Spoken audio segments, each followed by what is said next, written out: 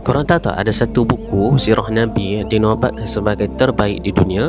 Buku tu tajuk dia Ar-Rahiqul Makhtum. Kisah dia bermula bila Liga Dunia Islam ataupun Muslim World League anjurkan satu pertandingan antarabangsa untuk cari penulisan sirah Nabi yang paling mantap. Ratusan ulama yang hantar karya mereka, tapi buku yang dapat tempat pertama ialah Ar-Rahiqul Makhtum. Jadi buku ni dipilih bukan sebab fakta dia yang paling banyak, tapi sebab susunan dia yang kemas, jalan cerita yang teratur, dan bila baca memang menusuk ke dalam jiwa. Tapi siapa penulis hebat di sebalik buku ni? Beliau adalah Syekh Safiur Rahman Al-Mubarakfuri. Walaupun beliau seorang alim besar yang berasal dari India, tapi trend keilmuan beliau tu sangat dekat dengan ulama Arab sebab beliau pernah mengajar di Madinah tu selama 10 tahun. Jadi bila sebut ulama India ni, korang jangan pandang rendah.